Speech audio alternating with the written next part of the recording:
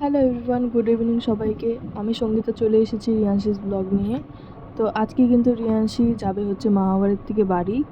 তো ওই জন্য রিয়াংশীকে বিকালবেলা একটু ঘুম পাড়াইছিলাম, ও দেখি ঘুম থেকে উঠছেই না।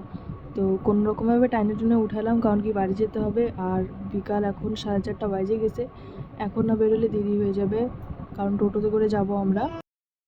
আজকে কিন্তু কারোরই মনটা ভালো নেই, কারণ কি বাড়ি যাবো যেহেতু, তো ওর মামা ঠামা সবারই মনটা খারাপ। আর মার তো মুখ দেখতেই পারতেছো, মার মনটাও সেই খারাপ, কারণ কি রাশি বাড়ি চলে যাচ্ছে তাই। আর দেখো, রাশি তো ঘুম থেকে ওঠার পর থেকে হাই তুলেই যাচ্ছে। বেচারার ঘুমটাই কমপ্লিট হয়নি, কিন্তু কি করবো বলো, যেতে তো হবেই, আর রেডি তো করাইতেই লাগবে। তো এই যে এখন রাশিকে তাড়াতাড়ি করে রেডি করাবো, আর আজকে হচ্ছে এই ড্রেসটা পরাবো ওকে। রাশির ঘুম কাটানোর পরে রাশির খাবারটাও তাদেরকে রেডি করে নিলাম। আর এখন তাড়াহুড়া করে ওকে স্যারেলেকই খাওয়াতে লাগবে, কারণ কি হচ্ছে দুপুরে ভাত খাওয়াইছিলাম, এখন একটু স্যারেলেক খাওয়াই নিয়ে গেলেই হয়ে যাবে। তো মায়ে যেখানে রেডি করাচ্ছে রাশিকে। আর দেখো রাশি ক্যামেরা দেখার পর থেকে কত খুশি। মা যতক্ষণে রাশিকে এখানে রেডি করাচ্ছে ততক্ষণ আমার ব্যাগটা প্যাকিং করা হয়ে যাবে। আর মা রেডি করাচ্ছে বলে দেখো রাশি কিন্তু চুপচাপ বসে আছে। আর আমি যখন রেডি করাতে যাই তখন কিন্তু সেই অত্যাচার করে, আর নড়াচড়া করে, নালে পরে ক্রিম নষ্ট করতে থাকে। আর দেখো মার কাছে কি সুন্দর চুপ করে বসে আছে। আর দেখো ও এখন বাবনকে দেখলো, বাবনকে দেখে এমন করতেছে, জল খাবে নাকি ওকে জিজ্ঞাসা করতেছে। মামা ভাগ্নির অবস্থা দেখো খালি। মামাও তো এতটুকুই আর ভাগ্নিও তো এতটুকুই, তা ওর কোলেই উঠবে, ওর কোলে উঠেই দেখো কি অবস্থা। আর কি বদমাশি করে সারাদিন ওরা দুজন মিলে, যখন দুজন একসাথে হয় তখন যে কত বদমাশি করে। দেখো দেখো মামা ভাগ্নের অবস্থা দেখো, আর আরেকজন হাই করতেছে আবার। কি ভালোবাসা দুইজনের, দেখো। এমনিতেই দেরি হচ্ছে, তার মধ্যে রাশি আরও কী করলো, আগের ড্রেসটার মধ্যে জল ফেলাই দিল, ওই জন্য ওকে ড্রেসটা চেঞ্জ করাই দিতে লাগলো। কিন্তু আগের ড্রেসটা সুন্দর ছিল বলো। তো রাশি কিন্তু রেডি এখন বাড়ি যাওয়ার জন্য। একদম রেডি, মা একদম রেডি করে দিল সুন্দরভাবে। এখন আমাদের বাড়ি যাইতে লাগবে।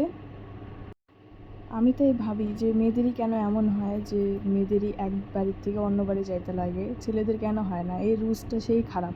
এর থেকে ভালো যদি ছেলেদেরকে এরকম করে বিদায় দেওয়া হতো তাহলে পরে ভালো হতো, তাহলে ছেলেরা বুঝতো কত কষ্ট মেয়েদের। আমি তো এটা ভেবে আমার মাথা খারাপ হয়, যখন রাশিকে বিয়ে দিব তখন আমি কি করব।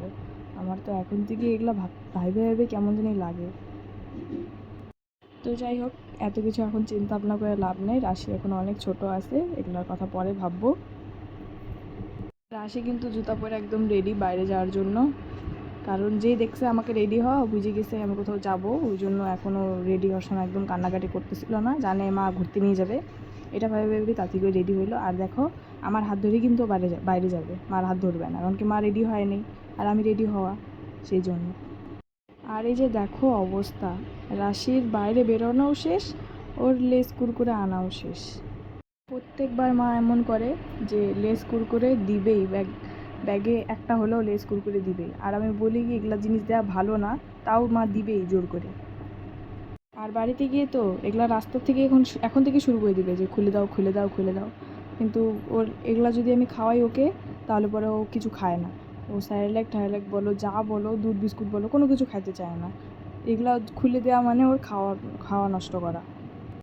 দেখো দুই হাতে দুইটা নিয়ে বেরিয়ে গেছে, এক হাতে মাঞ্চ আর এক হাতে লেজ। আর টাটা ইচ্ছে দেখো, এখন তো দিদনকে লেজ করে দিছে, তাহলে তো যাইতেই লাগবে দিদনের কোলে। তাই ওই জন্য দিদনের কোলে গিয়ে বাইরে যাচ্ছে সবাইকে টাটা দিয়ে। রাশি আর আমি কিন্তু বেরিয়ে গেছি বাড়ির জন্য, দেখো আমরা টোটোতে বসে আছি। আর রাশিকে দেখো হাই করতেছে সবাইকে। বাড়ি গেলে কিন্তু বাড়ির থেকে আসতে ইচ্ছা করে না, আবার বাড়িতে যখন থাকি তখন ভাবি কি এবার কোথাও যাব না, কারণ কি যেখানে যাই না কেন মনে হয় ওখানেই থাকি, কিছুদিন রেস্ট করি, আরাম করি, এরকমই লাগে। আবার যখন অন্য কোথাও যাই তখন ওখান থেকে আবার বাড়ি আসতে ইচ্ছা করে না। এই জন্য মনে হয় কি সারাদিন ঘরের ভিতরেই থাকি, কোথাও যাওয়ার থেকে না যাই ভালো। ফাইনালি আমরা কিন্তু বাড়ি চলে আসছি। আর দেখো সেই আগের জীবন, আগের কাজকর্ম, সারা দিন ধরে যেটা যেটা করি সেম লাইফ, করার মতো কিছু নাই। ঘোরা শেষ, কাজ শুরু। আর এই দেখো রাশি কিন্তু আসার পর থেকেই দেখো আহ্লাদি করতেছে, কেমন পায়ের থেকে নড়তেছে না কি জানি, পায়ের মধ্যে শুয়ে শুয়ে করতেছে, খালি গান করতেছে। ওরও হয়তো মা বাড়ির থেকে এসে ভালো লাগতেছে না, ওই জন্য হয়তো এমন করতেছে। বাচ্চারা বলতে না পারলেও অনুভব তো করে। এক জায়গার থেকে আবার অন্য এক জায়গা, অন্যরকম তো খারাপ তো লাগে একটু হইলেও, তাই হয়তো এমন করতেছে ও। আর ও কিন্তু দেখো কখন থেকে এমনই করে যাচ্ছে, মুখটা কেমন ভ্যাটকায় বসে আছে একা একা, অত বদমাশিও করতেছে না আজকে। কিছুক্ষণ পর গেলে হয়তো ঠিক হয়ে যাবে।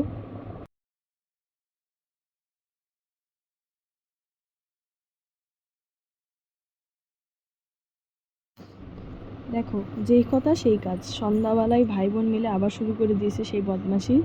আর ওকে দেখো, ও তো ড্রাম নিয়ে বসে গেছে বদমাশি করার জন্য, দেখো অবস্থা দেখো। সন্ধ্যাবেলা ওর পিপিও আসছিল, আর এই যে দেখো শরণ্যা আসছিল, ওই জন্য দেখো সবাই মিলে নাচানাচি করতেছে। আর ওখানে পিকুকে দেখো নিচে একা একাই, ও তো মাস্তিতে খেলছে একা একাই। আজকের ভিডিওটা এতটুকুই থাকলো, নেক্সট ভিডিওতে আরও বেশি কিছু আনার চেষ্টা করব। তো ভিডিওটা কেমন লাগলো অবশ্যই আমাকে জানাবে। ভিডিওটা যদি ভালো লাগে তাহলে একটা লাইক করে দেবে, আর চ্যানেলটাকে প্লিজ সাবস্ক্রাইব করবে। আজকের জন্য এতটুকুই, টাটা, বাই বাই।